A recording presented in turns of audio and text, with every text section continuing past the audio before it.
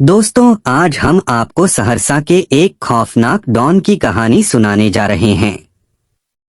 यह कहानी है संजय कुमार उर्फ पप्पू देव की, जिसने अपने आतंक से पूरे इलाके को थरथरा दिया था। उसके नाम से ही लोग कांप उठते थे। लेकिन उसकी मौत भी उतनी ही रहस्यमयी थी जितनी उसकी जिंदगी। क्या पप्पू देव की मौत एक साजिश थी या फिर एक हादसा? आइए जानते हैं इस रहस्य से पर्दा उठाने वाली इस कहानी में। संजय कुमार उर्फ पप्पू देव सहरसा का डॉन था। उसके खिलाफ 150 से अधिक केस दर्ज थे। लोग उसके नाम से ही कांपते थे, लेकिन पुलिस हिरासत में जिस तरह उसकी संदिग्ध मौत हुई, उससे पुलिस पर अंगुली उठना स्वाभाविक है। अब देखना यह है कि क्या इस मामले की सच्चाई सामने आ सकेगी। बिहार में उत्तरी सहरसा, मधेपुरा और सुपौल, इन तीनों जिलों के इलाके को कोसी डिवीजन के रूप में जाना जाता है। कोसी नदी का यह इलाका यानी पौराणिक मिथिला राज्य, राजा जनक की नगरी मिथिला यही थी। भारत में सबसे अधिक मखाना की पैदावार कोसी डिवीजन में ही होती है। इस डिवीजन का मुख्य केंद्र सहरसा शहर है। बिहार की पृष्ठभूमि को लेकर जो फिल्में बनी हैं, उनमें गुंडागर्दी जमकर दिखाई गई है। सन 2005 में प्रकाश झा ने अपहरण फिल्म बनाई थी, जिसमें अपहरण को एक फलते फूलते उद्योग के रूप में दिखाया गया था। तबरेज आलम नामक विधायक को इस उद्योग का संचालक बताया गया था। पूरे बिहार में जिस किसी का अपहरण होता था, वह तबरेज आलम के इशारे पर ही होता था। फिल्म की कहानी भले ही काल्पनिक थी, पर इसकी प्रेरणा कोसी के डॉन के रूप में मशहूर संजय कुमार उर्फ पप्पू देव नामक खूंखार डॉन से ली गई थी। खेती किसानी से जुड़े ब्राह्मणों को बिहार में भूमिहार ब्राह्मण के रूप में जाना जाता है। बिहार के बेहरा गांव के रहने वाले दुर्गानंद देव राज्य के विद्युत बोर्ड के पूर्णिया में स्थित ऑफिस में नौकरी करते थे। उनके बेटे संजय कुमार उर्फ पप्पू देव ने पूर्णिया के एक इंटर कॉलेज से इंटरमीडिएट तक की पढ़ाई की। उसके बाद उसका पढ़ने का मन नहीं हुआ तो पढ़ाई छोड़कर वह दोस्तों के साथ आवारागर्दी करने लगा। उसका गठा पहलवानों जैसा शरीर था, साथ ही जो होगा देखा जाएगा वाली बिंदास सोच थी। इसलिए वह कुछ कर दिखाने के लिए तत्पर था। उसके मन में फिल्म धूम की तरह बाइक चलाने की चाह थी, पर आर्थिक मजबूरी की वजह से उसकी यह इच्छा पूरी नहीं हो रही थी। खुद कमाता नहीं था और पिता के पास पैसे नहीं थे कि वह बेटे के लिए बाइक खरीद देते। फिर आवारा बेटे को पैसा होने पर भी कोई बाप बाइक खरीद कर नहीं देगा। जब कहीं से बाइक मिलने की उम्मीद नहीं दिखाई दी तो अपनी इच्छा पूरी करने के लिए पप्पू देव ने कछार गांव के पास हाईवे पर एक व्यक्ति की बाइक छीन ली। अपराध की दुनिया में संजय कुमार उर्फ पप्पू देव का यह पहला कदम था। उसी दौरान सहरसा में पप्पू देव के चचेरे भाई का कुंवर सिंह नामक एक गुंडे से झगड़ा हो गया। मारपीट में पप्पू देव के चचेरे भाई की हत्या हो गई। भाई की हत्या से युवा संजय कुमार उर्फ पप्पू देव का खून खौल उठा।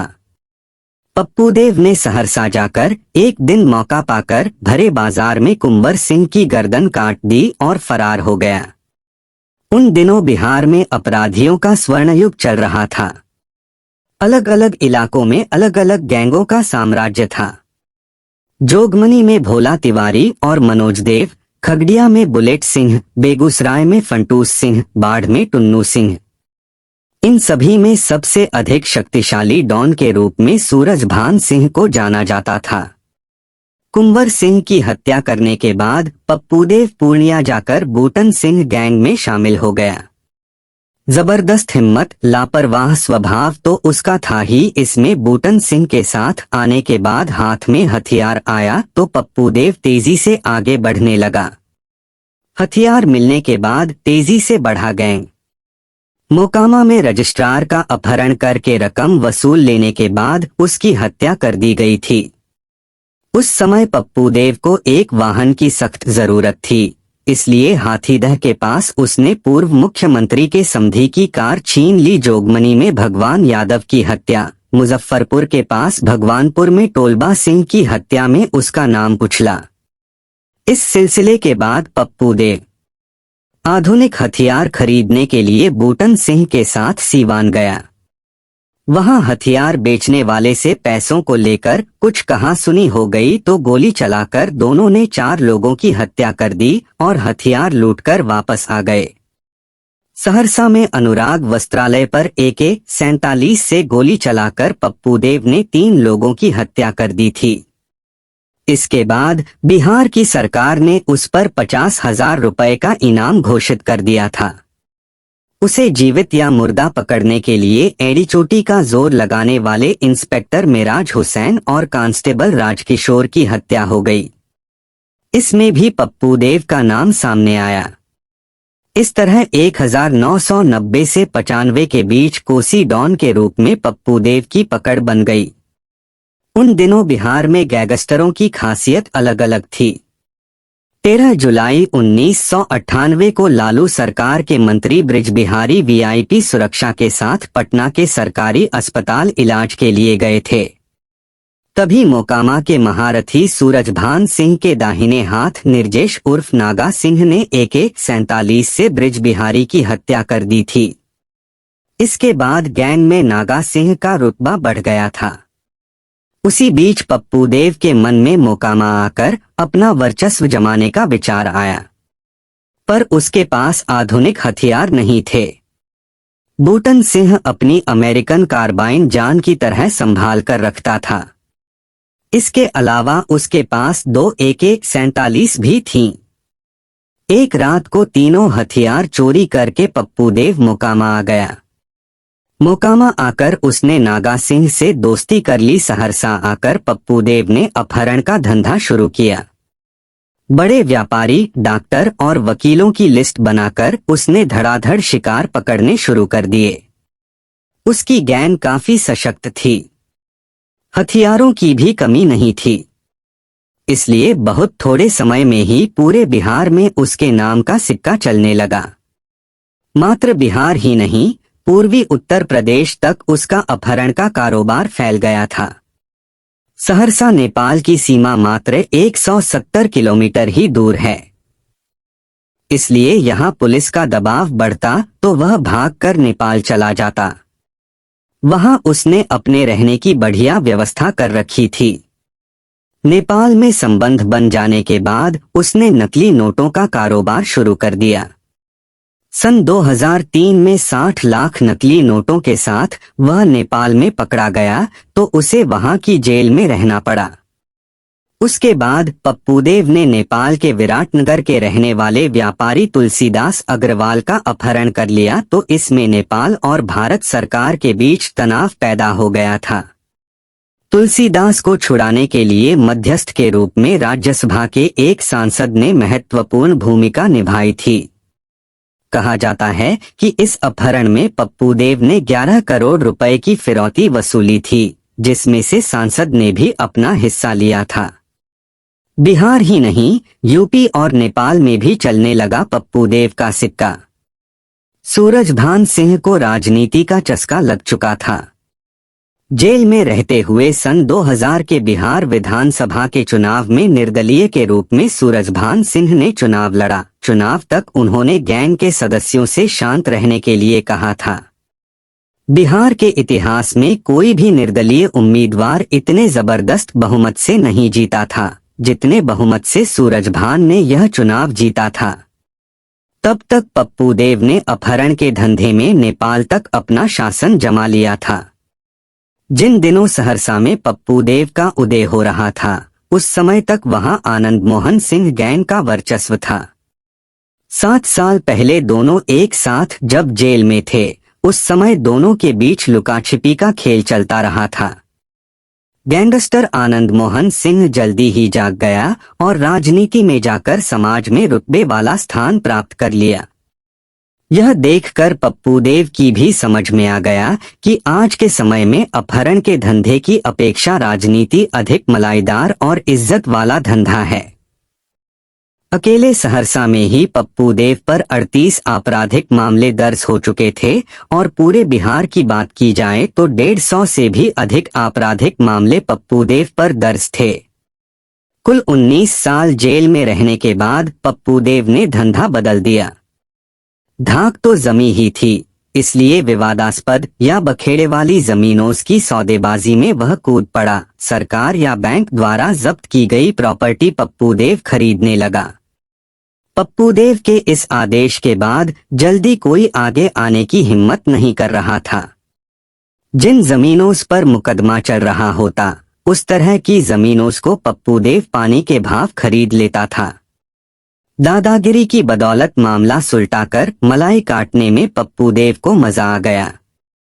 इसके अलावा जुलाई 2022 में होने वाले विधान परिषद के चुनाव में खड़े होने के लिए उसने जनसंपर्क बढ़ा दिया। साथ ही अनेक राजनीतिक पार्टियों को भी अपने इरादे से अवगत करा दिया। राजनीति में जाने के लिए वह तत्पर था। इस समय सहरसा की इस सीट पर बिहार के वन पर्यावरण और जल मंत्री नीरज कुमार बबलू की पत्नी नूतन सिंह एमएलसी हैं। ये दोनों इस समय भाजपा में हैं। बम्पर चौक में रहने वाले राकेश दास की सराही रोड पर एक मौके की जमीन पर अनेक बिल्डरों की नजर थी। लोगों की नजरों में चढ़ चुकी यह जमीन लगभग 20 करोड़ रुपए की थी। इसलिए उस जमीन के लिए पप्पू देव ने राकेश दास को बयाना दे दिया। 18 दिसंबर 2021 को उस जमीन की लेवलिंग करने के लिए पप्पू देव के आदमी काम पर लग गए। किसी तरह का बवाल न हो, इसके लिए मजदूरों के साथ पप्पू देव के आदमी हथियारों के साथ वहां मौजूद थे। उसी शाम को लगभग 50 पुलिस वालों की टीम वहां पहुंची। यह जमीन तो उमेश शाह की है, इस पर पप्पू देव जबरदस्ती कब्जा कर रहा है।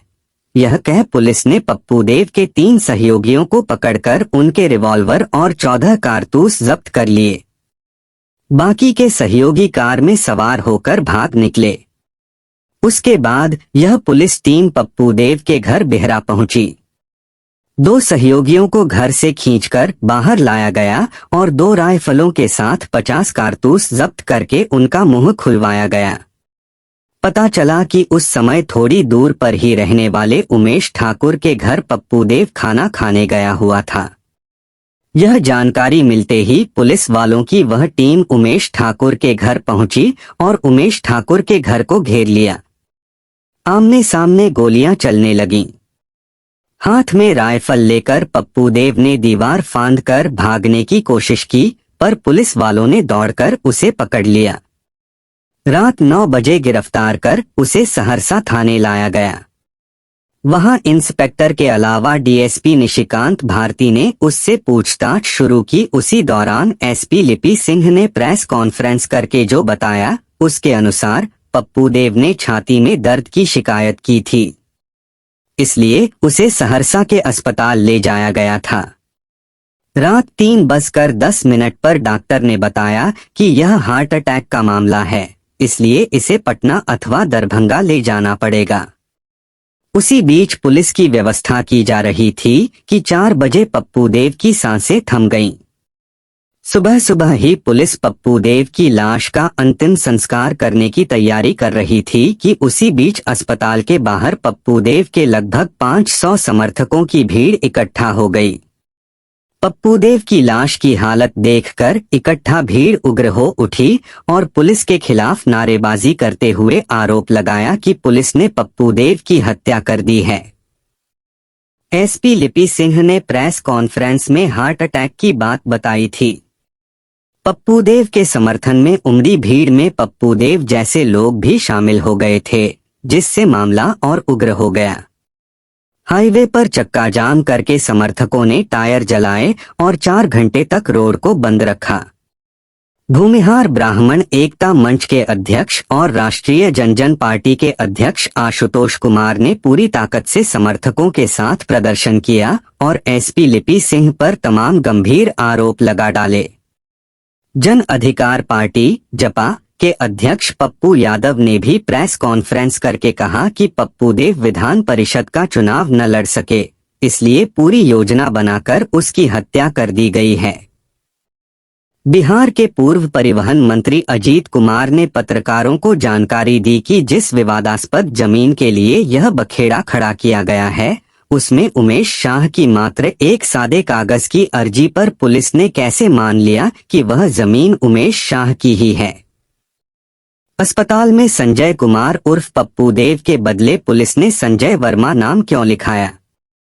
जरा भी झिझके बगैर उन्होंने कहा कि थाने में ही डीएसपी निशिकांत भारती ने पप्पू देव की हत्या कर दी थी। उसके बाद लाश को अस्पताल ले जाया गया था। उसके बाद हार्ट अटैक की कहानी बनाई गई है। पत्रकारों से उन्होंने सवाल किया कि कृष्ण कुमार नामक एक अपराधी लंबे समय से सर्किट हाउस में रह रहा है। पप्पू देव को थाने लाया गया तो वह किस हैसियत से वहां मौजूद था? राज्य के पूर्व डीआईजी सुधीर कुमार सिंह ने आक्रोश व्यक्त करते हुए लिखित रूप में पूछा कि किस कारण से बिना वारंट के पुलिस पप्पू देव के घर गई। आमने सामने गोली चली है तो उन हथियारों पर फिंगरप्रिंट की जांच क्यों नहीं कराई गई? थाना इंचार्ज डीएसपी निशिकांत भारती और एसपी लिपि सिंह, इन तीनों को इस हत्या के लिए जिम्मेदार माना जाना चाहिए। अगर इस तरह पुलिस ही न्याय तोड़ने का काम करती है तो राज्य में अदालतों की क्या जरूरत है?